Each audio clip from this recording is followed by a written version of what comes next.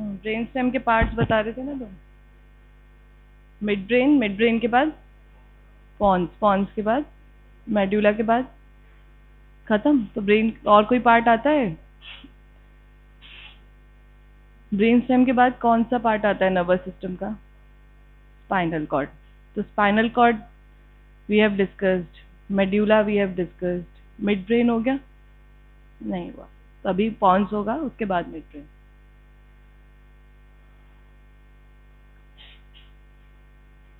अच्छा, if we see the whole brain, and this is from the sagittal view, so where is the brainstem lying? So this whole portion is the brainstem, where this is midbrain, this region is the pons, and this is the medulla. So what we will be covering in this is external features of the pons, then internal features. They are at the two cross sections that you have to study the two cross sections, what is lying in those two cross sections, and what is the blood supply along with its applied aspects. So this pons is lying in between the midbrain and the medulla. So it is a connective link between the two, and it is also called as a bridge. So pons literally means bridge. What is the purpose of pons here? What does it contain? When you see the gray matter and white matter lying in the pons, you will find that all the fibers that are running from the cortex and reaching the spinal cord, or vice versa, that are related to the cerebral cortex, they are crossing through the pons. So it transmits information between the spinal cord and higher brain regions and relays the motor information. That means it is taking up the afferent and the efferent also. So pons is lying anterior to the cerebellum and connects the medulla to the midbrain. So if you see this picture, so you can very well appreciate that this is the pons region and it is located in front of the cerebellum. Ayaan and Mahaj, तुम लोग अलग अलग बैठ जाओ।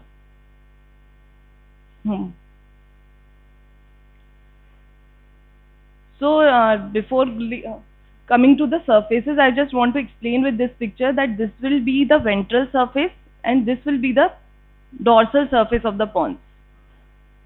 So when you see anteriorly, like if you look at the person standing in the anatomical position, then this will be the front part of the brain. So this will be the ventral surface and this one will be the dorsal surface. Now dorsal surface, Ayaan के पीछे कौन बैठा है? खड़े हो जाओ, खड़े हो जाओ। आयान तुम्हारे पीछे खड़े हो, लास्ट सीट, जाओ बाहर, बाहर जाओ, फिनिश करो अपना मील, उसके बाद आना, जाओ।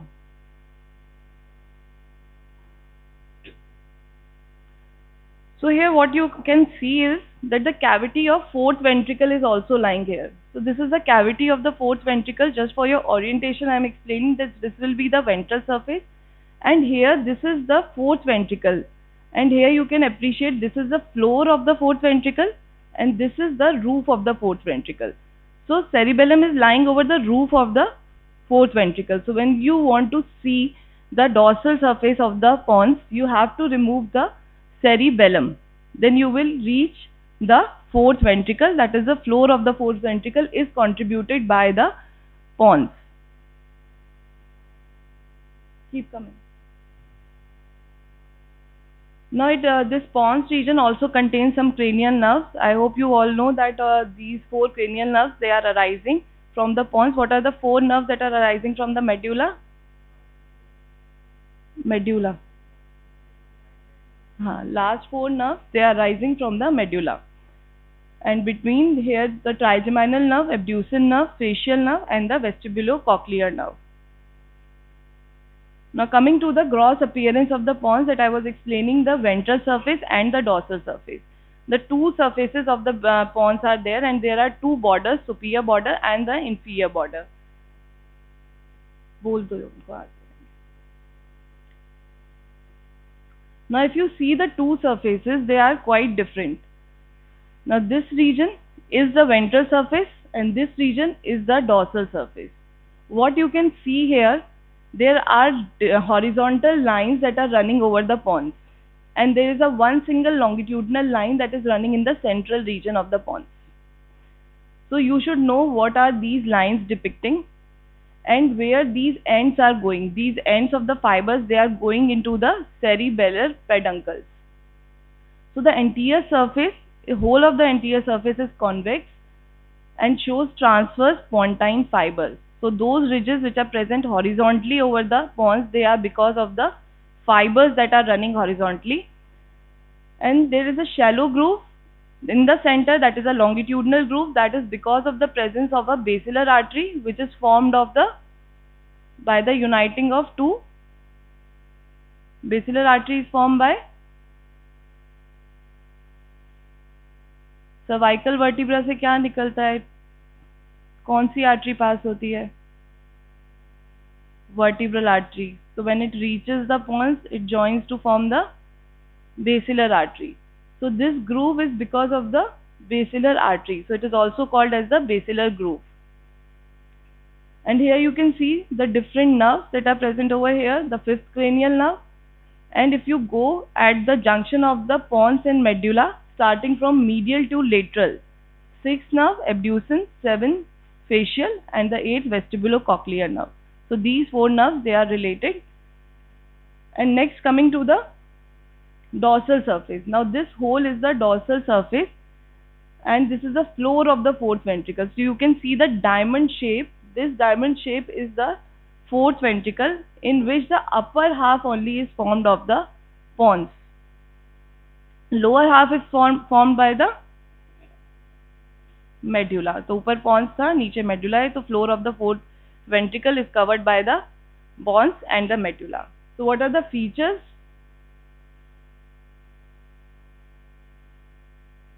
So there is a central line that is running over here, which is called as the median sulcus, which divides the upper half into two equal halves. Then laterally, if you go downwards, there is a rounded structure which is called as the facial colliculus. Why this facial colliculus is present? It is because of the bend of the facial nerve around the abducens nerve, which leads to the projection of the parenchyma of the pons towards the fourth ventricle. So this bulge is called as the facial colliculus. Lateral to the median sulcus is lying the medial eminence, which is limited by the sulcus limitans. So you have to remember these names. They will be asked in the fourth ventricle. If you don't want to learn over here, you have to learn them in the fourth ventricle. So you have to learn these features, that in the center it is the median sulcus. Lateral on the both sides there is a medial eminence which downwards forms the facial colliculus. Lateral to the medial eminence lies the median sulcus limitans, and this sulcus limitans is also having the substantia ferruginosa, which is the presence of some pigmented neurons which are present over here. More lateral to this area, sulcus limitans, if we go, we will find the vestibular area. So you have to remember these features which are present over the fourth ventricle, and this is limited by the superior cerebellar peduncle. So here you can see this is superior cerebellar peduncle, this is middle cerebellar peduncle, and here it will be the inferior cerebellar peduncle. These peduncles, they are joining the cerebellum to the pons.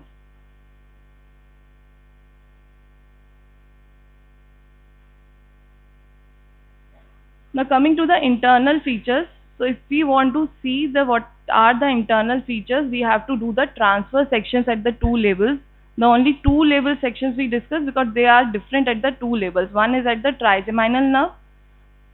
So this one at the upper part will be crossing the trigeminal nerve, where it is having the two nerve fibers you can see. So it has two roots, medial and the lateral. Medial is the motor and lateral one is the sensory root of the trigeminal nerve. Then at the lower part it passes through the facial colliculus. So we cannot see the facial colliculus from the external surface. So it has just been shown as a line. So the facial colliculus level and the trigeminal level. Now this is the transverse section. Here first see the orientation. So here for your orientation, this is the anterior surface this side and this is the posterior surface. as on the external surface you have seen there is a basilar groove. So that basilar groove is over here. So this is the ventral surface, which is lying here at the lower part. This will be the basilar part, and this part is the tegmental part. So the cross section of the pons is divided into two parts, basilar and the tegmentum. Basilar is the part which is lying in relation to the basilar groove, and tegmental part is above the basilar part, which is these two parts have been divided because of the presence of the trapezoid body and the trapezoid fibers. So the division level is the trapezoid body. So this trapezoid body and the fibers are located here. Below it will be the basilar region, and above it will be the tegmental region. So in these two sections, if you see, this is the cross section at the trigeminal nerve, and this is at the facial colliculus. What are the similar features that you can find in these two pictures? Trapezoid body. Is there any similarity between the basilar part or the tegmental part?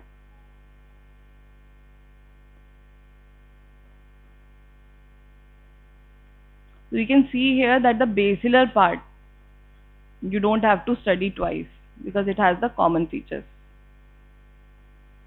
So basilar part, whatever nuclei are present, whatever fibers are present, will be present in the trigeminal level also and the facial colliculus level also. So what does it contain?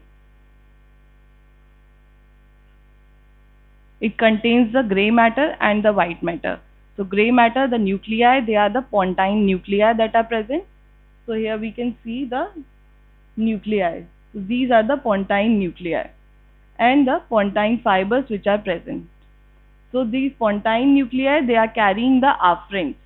Now these pontine nuclei, they have to carry some afferents which are coming from the region above it, that is the cortex. So from the downwards, from above downwards, if the fibers are coming, they are called as the corticopontine fibers. So because they have to reach the pons and they are coming from the cortex, so corticopontine fibers, they are coming downwards. So these are the afferent fibers. Then these afferent fibers, they are going to join the cerebellar cortex. So they have to cross the pons. So these horizontal lines that you have seen on the surface because of the presence of the pontocerebellar fibers that are running horizontally. So these fibers, first order neurons, they are coming to the pontine nuclei, and second order neurons, they are reaching to the cerebellar cortex.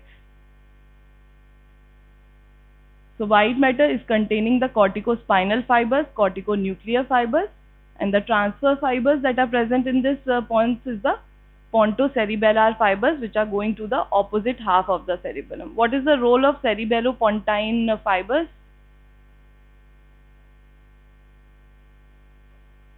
They help in the voluntary movements and the balance. So this is a depiction how the pontine nuclei will receive the fibers. It will receive the fibers through the cerebral cortex. Those fibers will be called as the corticopontine fibers. Then they will cross the opposite side to reach the cerebellar cortex of the opposite side, which are called as the pontocerebellar fibers. Now the tegmentum part, this was the basilar part which will be same in the facial colliculus level and the trigeminal. Next is the tegmental part, which will be difficult and which will be different in both the sections. So transverse section at the lower part of the pons. When it is called as the lower part of the pons, it is called as the facial colliculus. So basilar part we have discussed, it contains the pontine nuclei, fibers, corticospinal fibers, corticopontine fibers, corticonuclear fibers, and the pontocerebellar fibers. Next, the tegmentum part, what does it contain? It contains, you have seen, they are the nerves which are present over that are arising from the pons. So 6th nerve, 7th nerve, vestibular nuclei, cochlear nuclei, superior salivatory, inferior salivatory, lacrimatory, nucleus tractus solitarius, spinal nucleus of the trigeminal nerve, and nuclei of the trapezoid body. So they all are present in the tegmental part of the pons.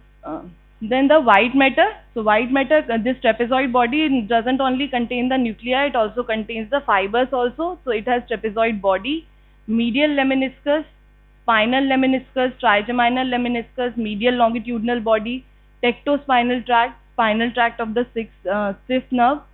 Then the intraneuronal course, this is just a list, we will discuss them one by one, and anterior spinocerebellar tract. So this all is present over there. Now in this section you have to make out what all is present in the tegmental part. So if you see this picture of the tegmental part, this up to this is the basilar part.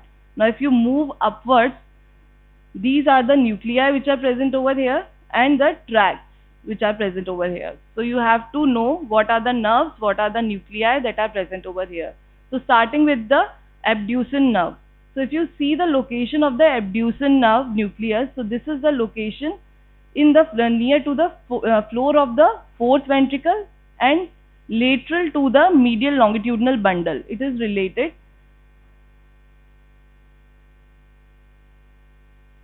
How this abducen nerve comes out of the pons?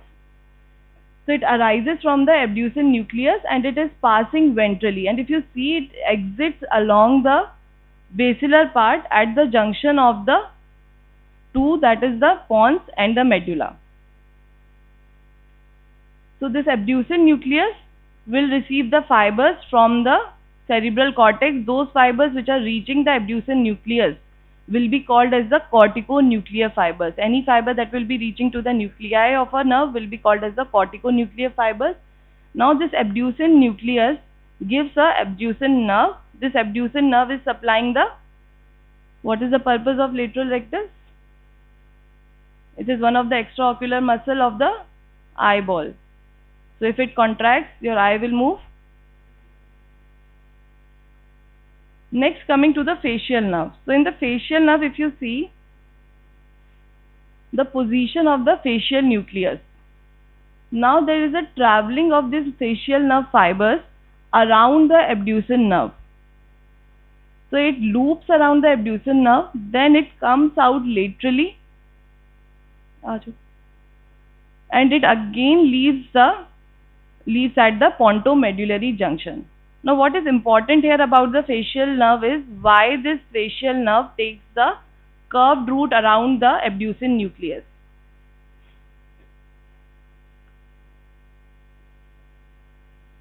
So what happened in early embryogenesis? The fibers of this facial nerve, they have to supply the face, as well as the trigeminal nerve, they have to supply the face. So basically the both nerve fibers, they have to reach their destination. So they try to come closer to each other.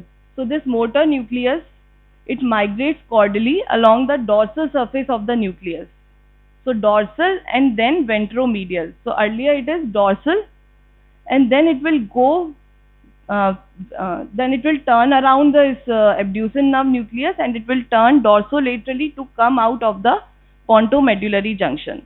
So this phenomena is called as the neurobiotexis. It is also working at the molecular level. This is just not the track that is happening in the embryogenesis. There are molecular level theories that are also involved in the neurobiotexis. This is a very important question for your PGs also.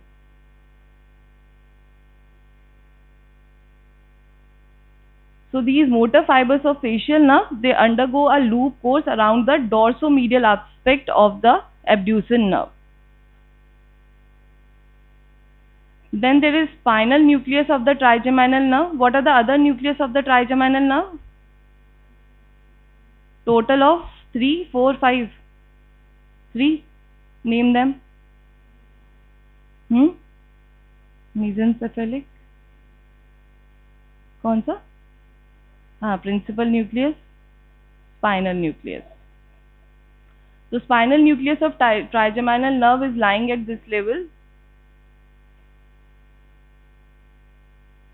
So this is the location of spinal nucleus of trigeminal nerve along with the spinal tract. So if you want to locate it, it is lying on the anteromedial aspect of the inferior cerebellar peduncle. So this is the inferior cerebellar peduncle and it is related to the anteromedial aspect of this inferior cerebellar peduncle. So this is ventral as well as medial to the inferior cerebellar peduncle. Next, the spinal nucleus of trigeminal nerve. It has to take the fibers sensory tract, so it will take up the fibers through the trigeminal lemniscus. What is lemniscus? होता तो tract ही है. When you call it lemniscus, when it is a flattened band of fibers, it is called as lemniscus. So what does it carry? The spinal nucleus of trigeminal nerve. It is carrying the pain and temperature from the face. Next are the cochlear nuclei, trapezoid body and the nucleus. So if you see the cochlear nuclei, the two cochlear nuclei, the ventral and the dorsal, they are present in relation to the inferior cerebellar peduncles. So they are related to the auditory pathway. So nuclei of the auditory pathway, they are cochlear nuclei, superior olivary nucleus, nucleus of the trapezoid body and nuclei of the lateral lemniscus. So all these nuclei, they have to carry the auditory path, they have to carry the auditory nerve through the lateral lemniscus to reach the inferior colliculus, and they will reach the medial geniculate body of the thalamus. Next are the superior salivatory nucleus, inferior salivatory nucleus, which are related to the secretomotor action of the submandibular gland and the parotid gland. Lacrymatory nucleus, which is related to the lacrimal gland, and there is nucleus tractus solitarius. What is NTS?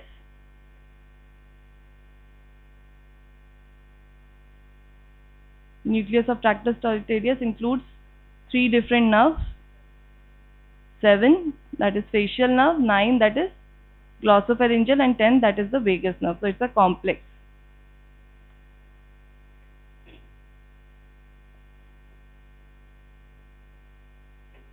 Okay, let's see one by one what are the different nuclei that we have discussed. The trapezoid body we have discussed. Then these are the tracts which will be present over in the lower region, that is the medial lemniscus, spinal lemniscus, superior salivatory nucleus, spinal nucleus of the trigeminal nerve. Then in relation to the inferior cerebellar peduncles, this is the dorsal and the ventral cochlear nuclei. Then here you have the abducens nerve nucleus, facial nerve nucleus. So all these forms the grey matter of the tegmental part.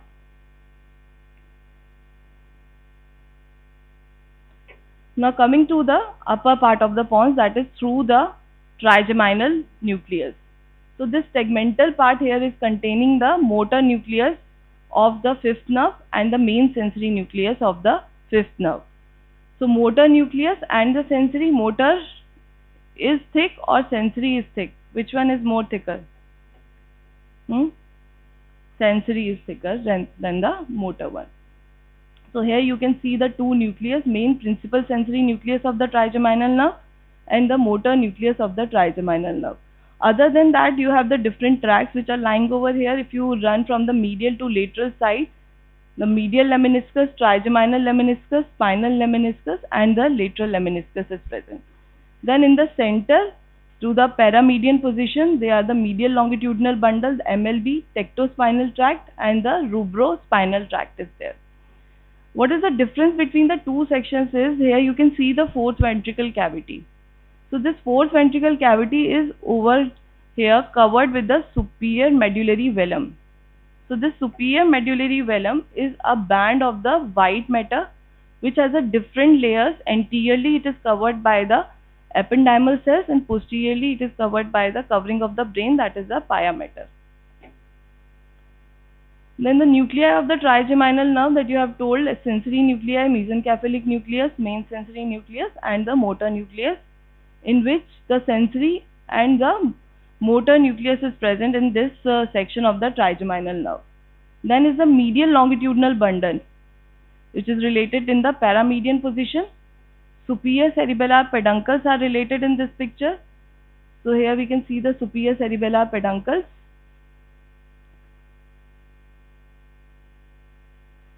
Now this motor nucleus of the trigeminal nerve, it is carrying the nerve fibers to supply the muscles of the किसकी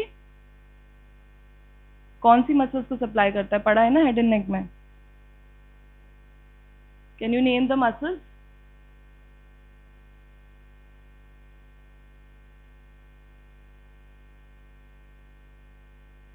trigeminal नहीं supply करता क्या?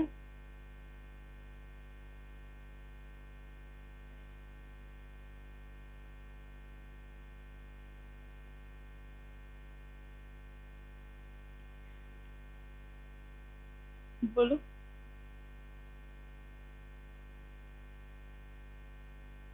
You have a hint. It supplies the first arch muscles.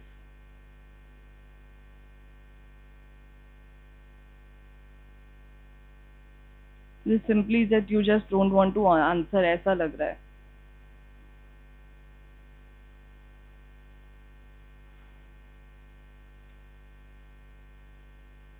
Anyways, so this motor cortex, they are carrying the fibers through the corticonuclear fibers to the motor nucleus of the trigeminal nerve, and this trigeminal nerve is supplying the first arch muscles. Then the principal sensory nucleus. So if it is a sensory, it will be taking up the afferents or efferents. Efferents लेके जाएगा ना. It's taking up the afferent fibers from the principal sensory nucleus of the trigeminal nerve through the trigeminal lemniscus to the thalamus. These are the different lemnisci that we have discussed. The medial lemniscus, trigeminal lemniscus, spinal, and the lateral lemniscus. So they are carrying the second order neuron or the third order neuron. What is first order, second order, third order neurons? क्या होता है? What do you understand by this term?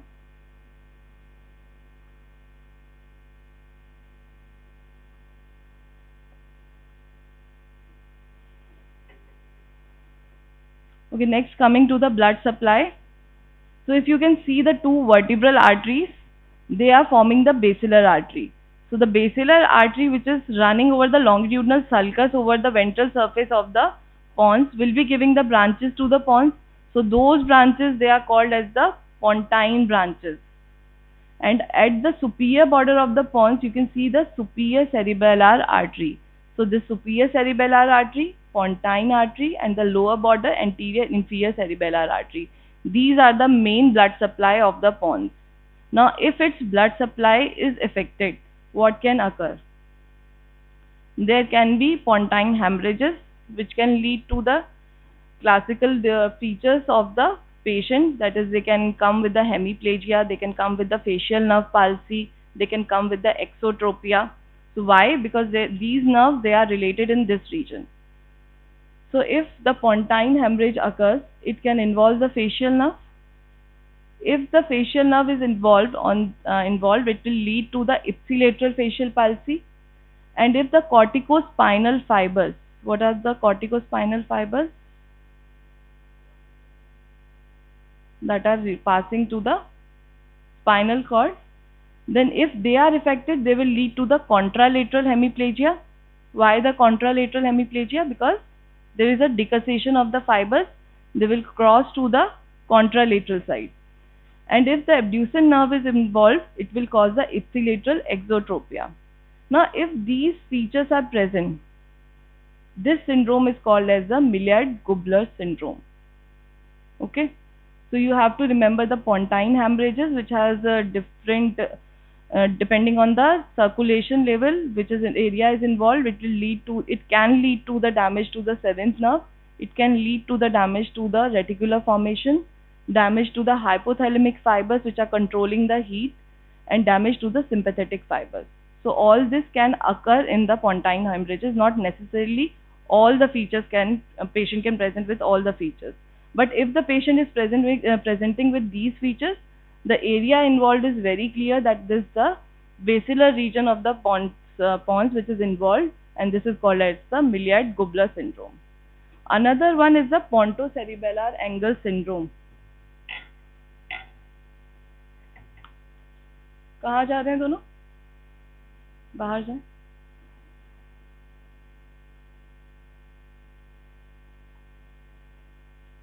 So what is pontocerebellar angle? Junction of the pons with the cerebellum. तो वो कहाँ पे होता है? कौन से पेडंकल से? middle cerebellar peduncle, है ना? So if that region is involved, so this is the area which has been darkened. So this area is containing this the cochlear nuclei, ventral and dorsal cochlear nuclei. If they are involved, it will cause the tinnitus, progressive deafness, and the vertigo. Then if the nucleus of the trigeminal nerve is involved, then it can lead to the loss of the corneal reflex. Again, if the facial nerve is involved, it can lead to the ipsilateral facial palsy along with the loss of the taste sensation. So not only this blood supply, there can be a tumor also that can be present at this level. So cerebellopontine angle tumors, if they are present, they are causing the lesions of these nerves. So that can also present with these symptoms. Then there is a fovea syndrome. So it occurs due to the blockage of the perforating arteries of the basilar artery which are supplying the pons.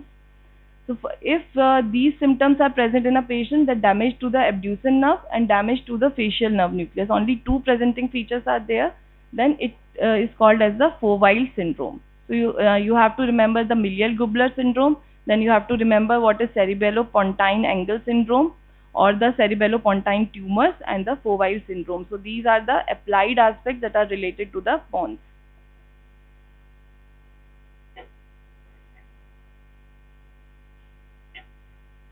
So that's all in the pons. This is one feature that you can appreciate here of the Millier-Gubler syndrome. So you can see the ipsilateral facial palsy along with the exotropia. This is how a patient presents. And this picture is showing you the region which is involved in the different syndromes. This is the Millier-Gubler syndrome and the pontocerebellar angle syndrome or any space occupying lesion.